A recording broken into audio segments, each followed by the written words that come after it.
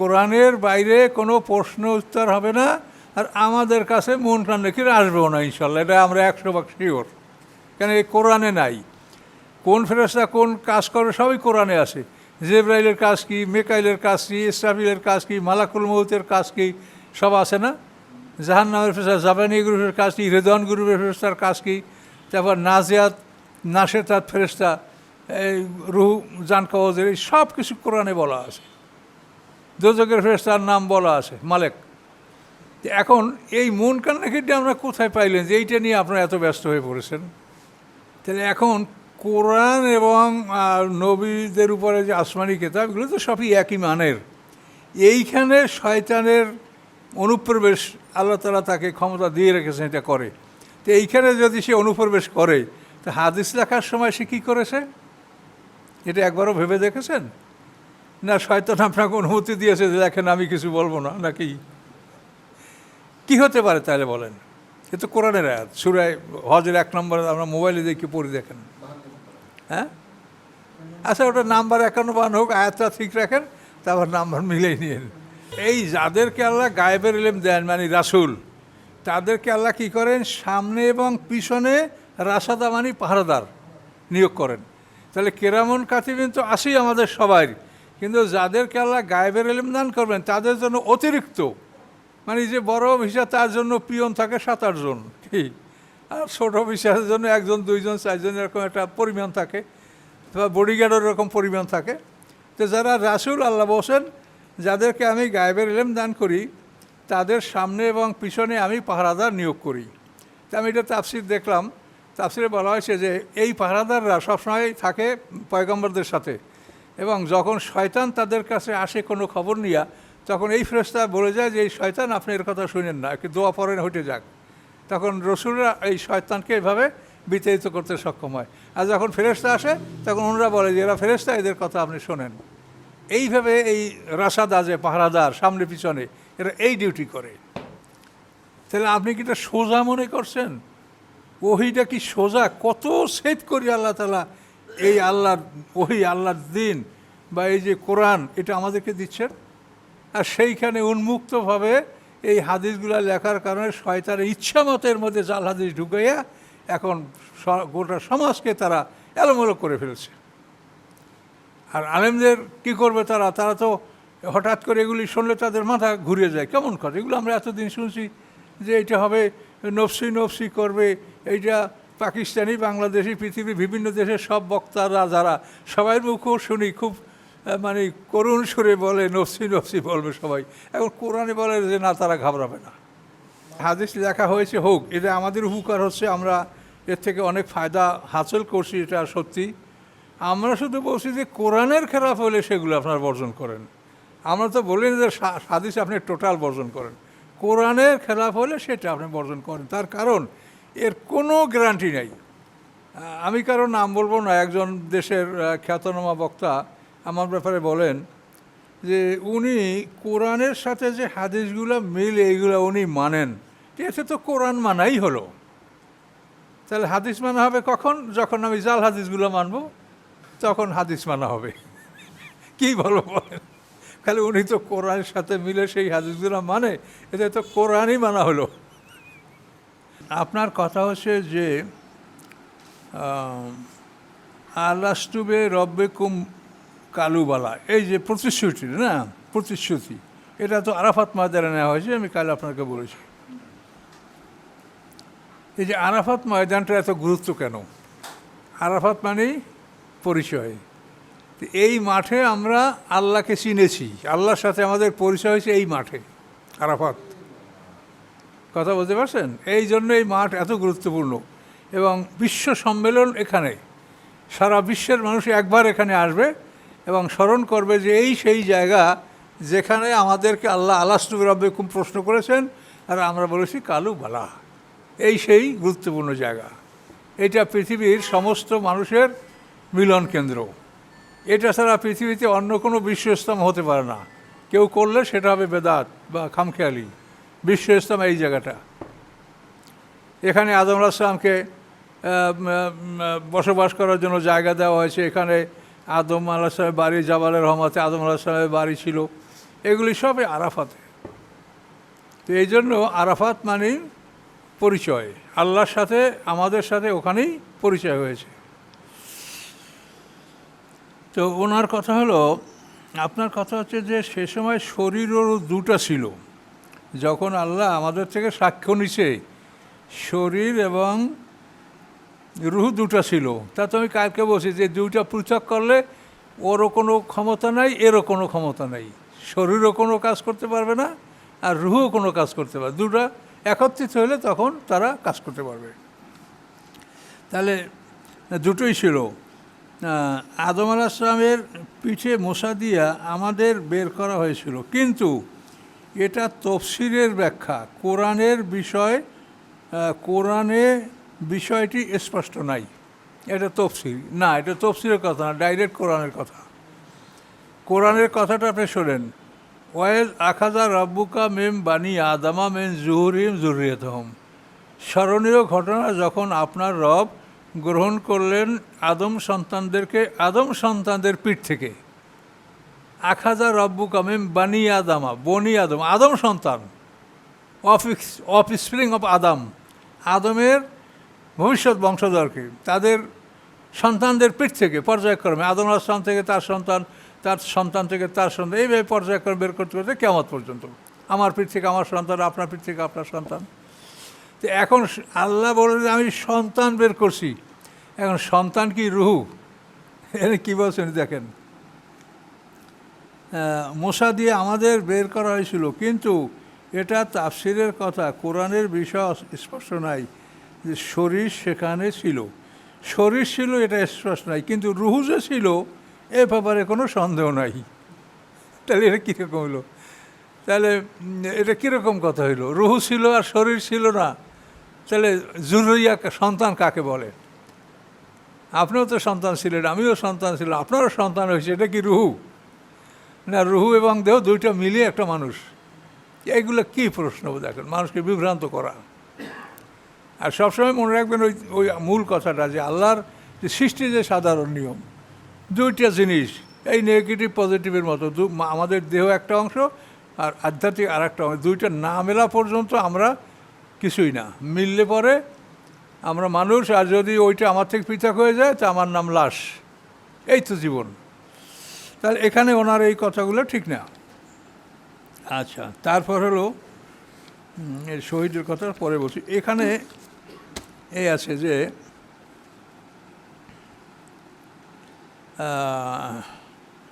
আমার চিন্তা হচ্ছে আপনিও তো মানুষ, একদিন কবরবাসী হতেই হবে। যদি মুনকার নেকির ফেরেশতাদ্বয় আপনার সামনে এসেই পড়ে, হ্যাঁ, আর যারা আপনার তফসির শোনে তাদের সামনেও যদি এসে পড়ে, সেদিন কি হবে স্যার? এখন তো মানে কোরআনের ব্যাখ্যার মধ্যে যে কথা মানে বলা শোভা পায় না তা বলতে চাই না, আমার মনে আসে অনেক কথা যে বলি। তো সেটা হলো, এখন তাহলে শোনেন, কোরআনে কোনো সন্দেহ নাই, জালিকাল কেতাব লা রাইবা ফিহ। যদি আসে তাহলে এটা তো সন্দেহ কথা। যদির মানে কি? তাহলে সন্দেহ। আর কোরআনে তো আল্লাহ সব কিছুর আগেই বলছেন জালিকাল কেতাব লা রাইবা ফিহ। তাহলে আমাদের কোরআন হচ্ছে কমপ্লিট কোড অফ লাইফ। তাহলে এই কোরআন দ্বারা হাসরের ময়দানে আমাদের বিচার হবে।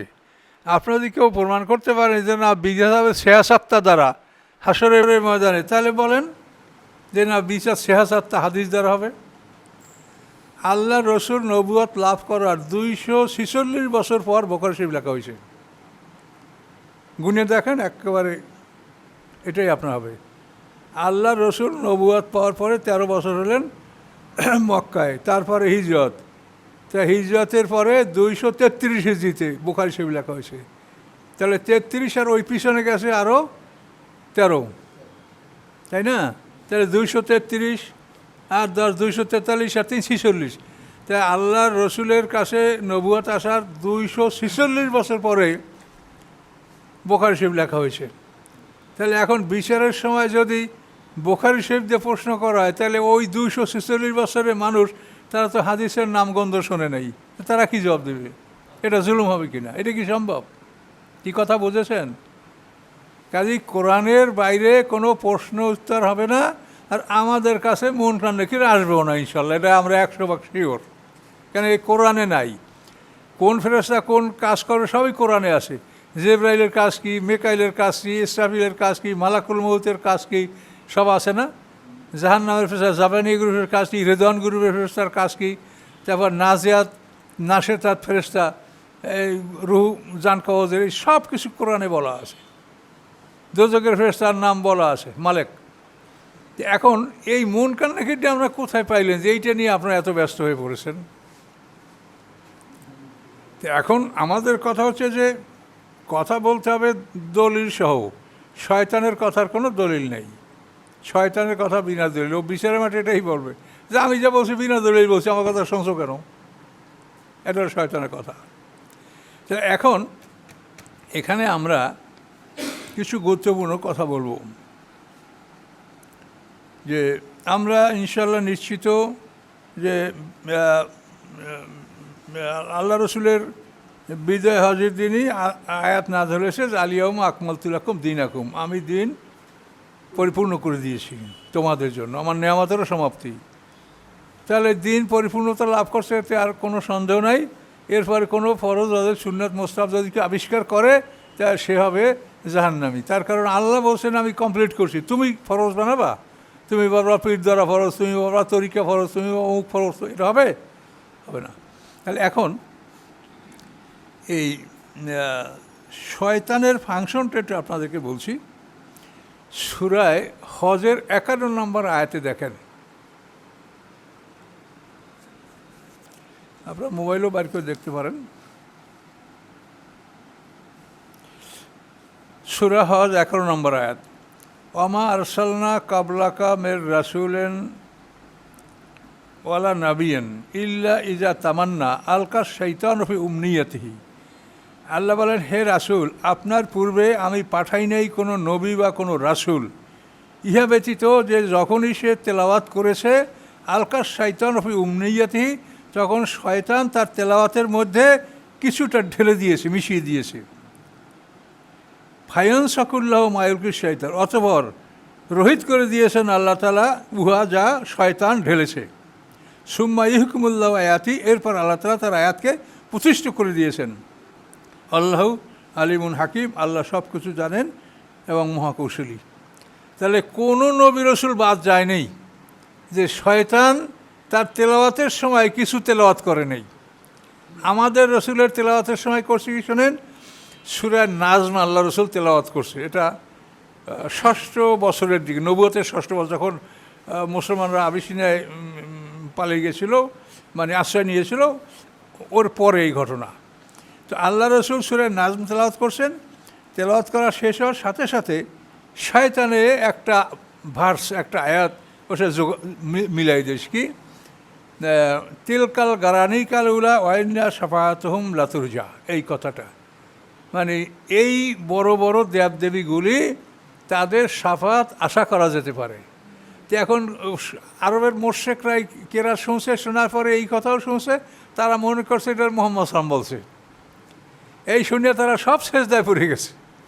আরে সব মোহাম্মদ সাল্লাম আমাদের মূর্তির প্রশংসা করছে, এই তিলকাল গারানিকাল উলা ওয়াইন্না সাফাতুহুম লাতুরজা। পরে এটা প্রমাণ হয়েছে যে এই কথাটা মোহাম্মদ সাল্লাম বলে নাই, এটা শয়তান বলেছে। তো এখানে আল্লাহ কি বললেন, এমন কোনো নবী রাসূল পৃথিবীতে আসেন নাই যে সে যখন তেলাওয়াত করে তখন শয়তান তার তেলাওয়াতের সাথে কিছু মিশিয়ে দেয়, অতঃপর আল্লাহ তাআলা সেটাকে রহিত করে দিয়ে, শয়তানের কথাটা রহিত করে দিয়ে আল্লাহ তাআলা তার আয়াতকে প্রতিষ্ঠা করেন। আল্লাহ আলিমুন হাকিম। তাহলে এখন কোরআন এবং নবীদের উপরে যে আসমানি কিতাব, এগুলো তো সবই একই মানের।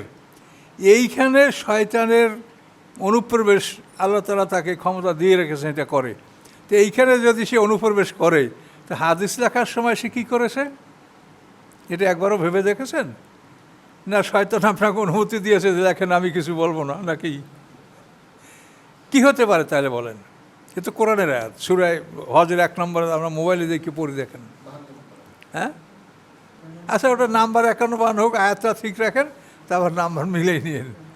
আচ্ছা, তো এখন দেখেন যে শয়তানের মানে কতখানি আল্লাহ তাআলা তাকে ঢিল দিয়েছে।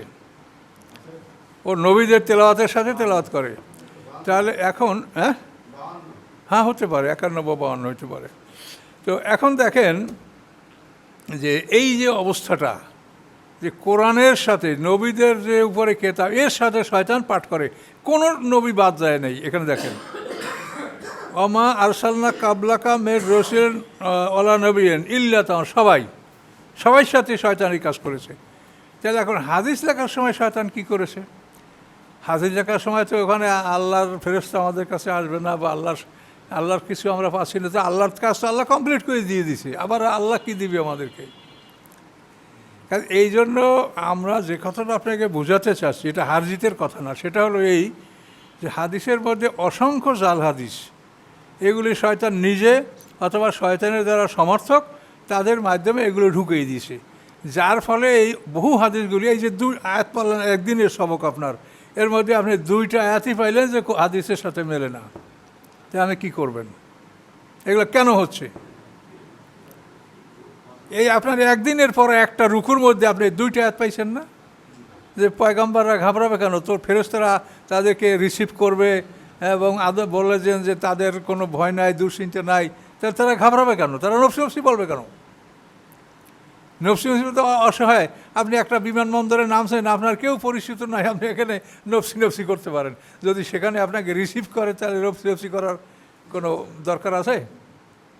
এটা বোঝেন। আর এখন দেখেন যে আরেকটা অ্যাড দেখেন, যে সূরা জিনের সম্ভবত 26 বা 27 নম্বর অধ্যায়, সূরা জিন, সেখানে আল্লাহ বলছেন আলেমুল গাইবে ফালা ইউজহিরু আলা গাইবি আহাদা। আল্লাহ গায়েবের জ্ঞান রাখেন, তিনি গায়েব সম্পর্কে কাউকেও জানান না। ইউজহিরু মানে জাহের করা, প্রকাশ করা। গায়েবের বিষয়টা তিনি কারো কাছে প্রকাশ করেন না আল্লাহ। কিন্তু ইল্লা মানের তাদামের রাসুলেন, ব্যতীত তারা যে কিছু রাসূলদের প্রতি তিনি সন্তুষ্ট, তার সন্তোষ ভাজন কিছু রাসূল আছেন, সেই রাসূলদের কাছে উনি গায়েবের কিছু এলেম আল্লাহ দান করেন, যেটার থেকে আমরা জানতে পারছি যে জান্নাত আছে, এই সামনে আমাদের এত কিছু আছে, এগুলো সব তো গায়েব। তারা ইল্লা মানের তাদামের রাসূলেন, ব্যতীত তারা গায়েবের বিষয়টা তিনি প্রকাশ করেন না, ব্যতীত তারা যে রাসূলদের প্রতি তিনি সন্তোষ ভাজন, সন্তুষ্ট। তো এখন সামনে আল্লাহ বলেন, তো ফাইনাও ইয়াসলুকু মিন বাইনি ইয়াদিহি ওয়া মিন খলফি রাসাদা। তো যে রাসূলদেরকে তিনি গায়েবের এলেম দেন, তাদের সামনে এবং পিছনে তিনি পাহারাদার নিয়োগ করেন। পড়ে দেখেন জিন, সূরা জিন কত, 26 না 27? 26 অথবা 27। তাহলে এই যাদেরকে আল্লাহ গায়েবের এলেম দেন মানে রাসূল, তাদেরকে আল্লাহ কী করেন? সামনে এবং পিছনে রাসাদা মানে পাহারাদার নিয়োগ করেন। তাহলে কেরামুন কাতিবিন তো আসেই আমাদের সবাই, কিন্তু যাদেরকে আল্লাহ গায়েবের ইলম দান করবেন তাদের জন্য অতিরিক্ত, মানে যে বড় অফিসার তার জন্য পিয়ন থাকে 7-8 জন, কি, আর ছোট অফিসারের জন্য 1 জন 2 জন 4 জন এরকম একটা পরিমাণ থাকে, বা বডিগার্ডের এরকম পরিমাণ থাকে। তো যারা রাসূল আল্লাহ বলছেন যাদেরকে আমি গায়েবের ইলম দান করি, তাদের সামনে এবং পিছনে আমি পাহারাদার নিয়োগ করি। তা আমি এটা তাফসির দেখলাম, তাফসিরে বলা হয়েছে যে এই পাহারাদাররা সবসময় থাকে পয়গম্বরদের সাথে, এবং যখন শয়তান তাদের কাছে আসে কোনো খবর নিয়ে, তখন এই ফেরেশতা বলে যায় যে এই শয়তান আপনি এর কথা শুনেন না, একটু দোয়া পড়েন, হটে যাক। তখন রসুলরা এই শয়তানকে এভাবে বিতাড়িত করতে সক্ষম হয়। আর যখন ফেরেশতা আসে তখন ওনারা বলে যে এরা ফেরেশতা, এদের কথা আপনি শোনেন। এইভাবে এই রাসাদা, যে পাহারাদার সামনে পিছনে, এরা এই ডিউটি করে। তাহলে আপনি কি এটা সোজা মনে করছেন? ওহিটা কি সোজা? কত সেভ করি আল্লাহ তাআলা এই আল্লাহর ওহি, আল্লাহর দিন বা এই যে কোরআন, এটা আমাদেরকে দিচ্ছেন। আর সেইখানে উন্মুক্তভাবে এই হাদিসগুলা লেখার কারণে শয়তানের ইচ্ছা মতো এর মধ্যে জাল হাদিস ঢুকাইয়া এখন গোটা সমাজকে তারা এলোমেলো করে ফেলছে। আর আলেমদের কি করবে তারা? তারা তো হঠাৎ করে এগুলি শুনলে তাদের মাথা ঘুরে যায়, কেমন কথা, এগুলো আমরা এতদিন শুনছি যে এটা হবে নফসি নফসি করবে, এইটা পাকিস্তানি, বাংলাদেশি, পৃথিবীর বিভিন্ন দেশের সব বক্তারা যারা সবাই মুখও শুনি খুব মানে করুণ সুরে বলে নফসি নফসি বলবে সবাই। এখন কোরআনে বলে যে না, তারা ঘাবড়াবে না। হ্যাঁ,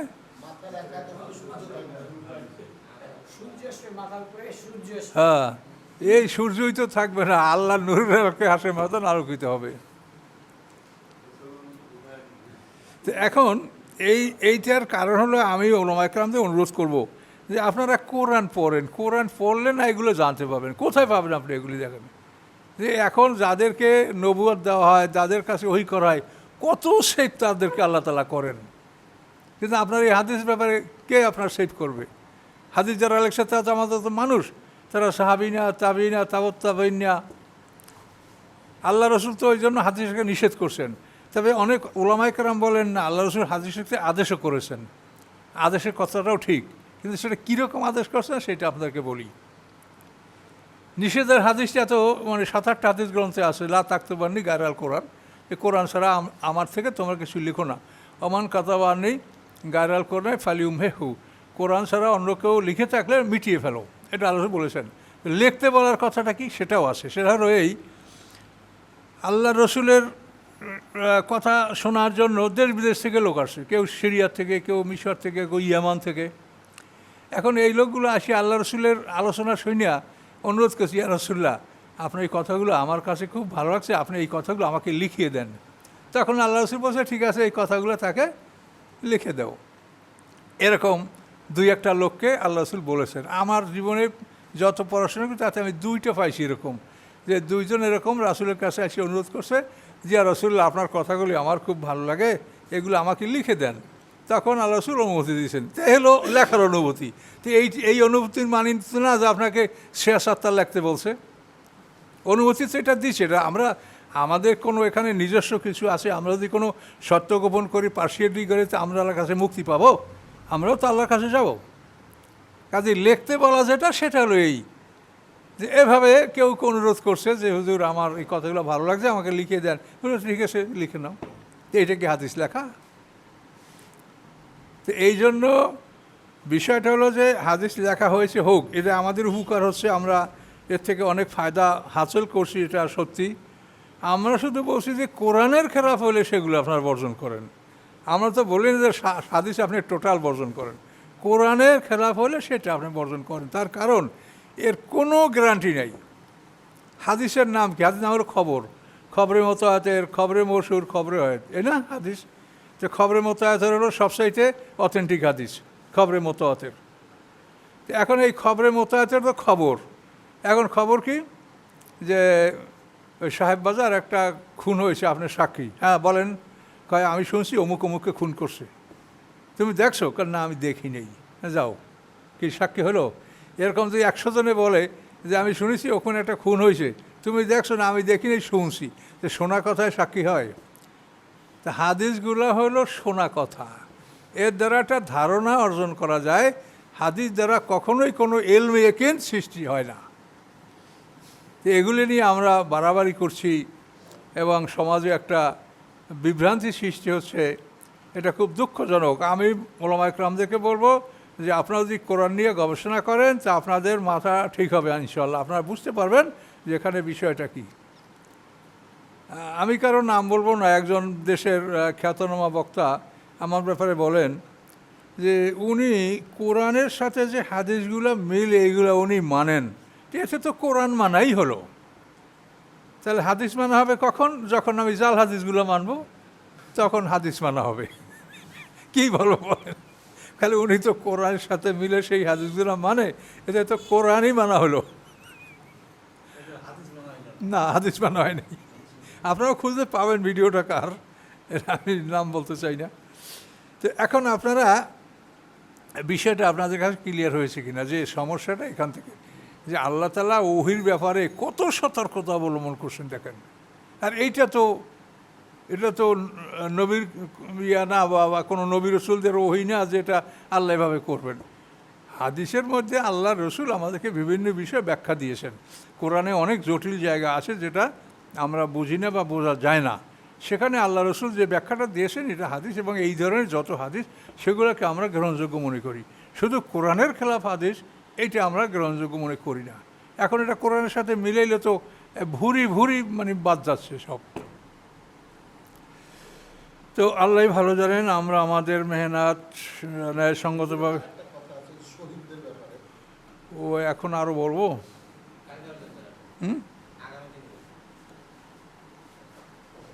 কয়টা বাজে, কি হয়েছে, সময় কত?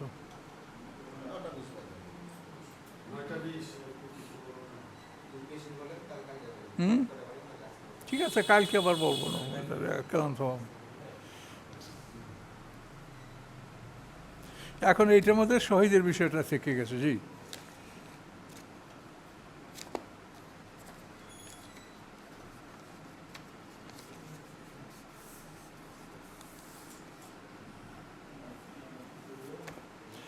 আস্তাগফিরুল্লাহ আল্লাযী লা ইলাহা ইল্লা হুয়াল হাইয়ুল কাইয়্যুম ওয়া আতুবু ইলাইহি। আল্লাহুম্মা সাল্লি আলা মুহাম্মাদ ওয়া আলা আলি মুহাম্মাদ কামা সাল্লাইতা আলা ইব্রাহিম ওয়া আলা আলি ইব্রাহিম। আল্লাহুম্মা বারিক আলা মুহাম্মাদ ওয়া আলা আলি মুহাম্মাদ কামা বারাকতা আলা ইব্রাহিম ওয়া আলা আলি ইব্রাহিম। আল্লাহুম্মা আমিন। ربنا ظلمنا أنفسنا وإن لم تغفر لنا وترحمنا لنكونن من الخاسرين. ربنا أفرغ علينا صبرا وتوفنا مسلمين. ربنا أفرغ علينا صبرا وثبت أقدامنا وانصرنا على القوم الكافرين. سبحان ربك رب العزة عما يصفون وسلام على المرسلين والحمد لله رب العالمين. السلام عليكم.